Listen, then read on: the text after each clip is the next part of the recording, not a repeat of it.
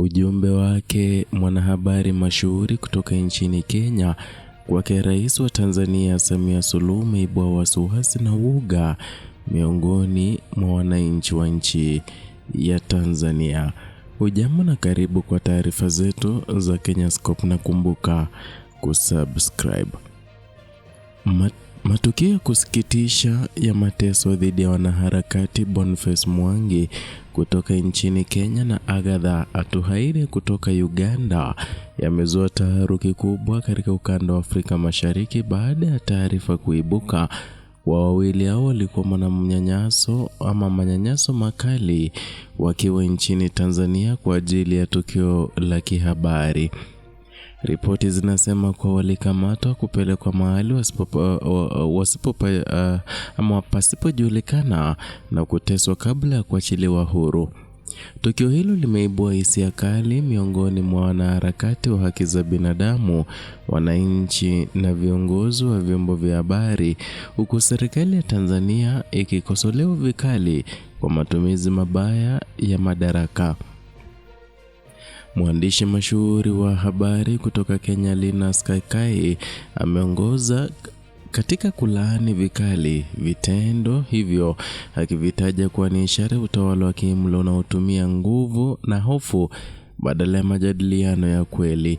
Kaikai alieleza kuwa kutumia mateso kuwanyamazisha wale wanaoibua hoja nzito au kueleza ukweli ni jambo la aibu kwa serikali yoyote inayodai kuwa ya kidemokrasia. Alisisitiza kuwa vitisho na mateso haviwezi kubadilisha msimamo wa watu jasiri kama vile Boniface na Agatha. Tukio hilo limeelezwa kama ishara ya kudorora kwa misingi ya utawala wa sheria na kuhujumiwa kwa haki za msingi za binadamu, ikiwa ni pamoja na uhuru wa kujieleza na usalama wa mtu binafsi. Kaikai alifafanua kuwa serikali imara inapaswa kuwa na hofu na watu wanaotoa maoni na kuhoji mienendo ya mamlaka. Aliongeza kuwa tabia ya kuwadhalilisha watu kwa hofu na mateso ni udhaifu mkubwa unaopaswa kutuhumiwa waziwazi.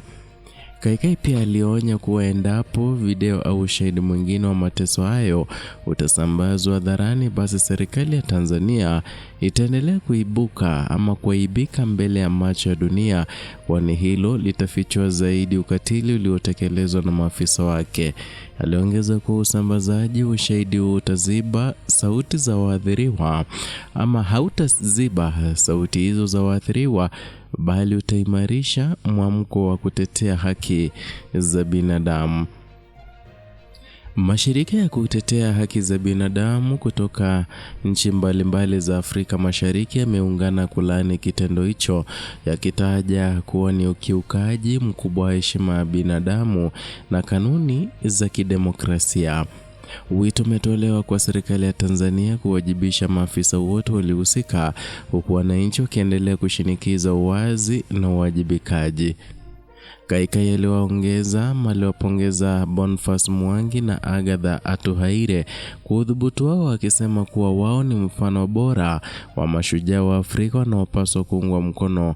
Alisema kuwa Afrika inahitaji watu kama hao ili kuendeleza mapambano ya uhuru wa kusema na haki za kiraia. Kwa mujibu wake, kuwapiga au kuwatisha watu kama hawa hakutazuia ukweli kuendelea kusikika.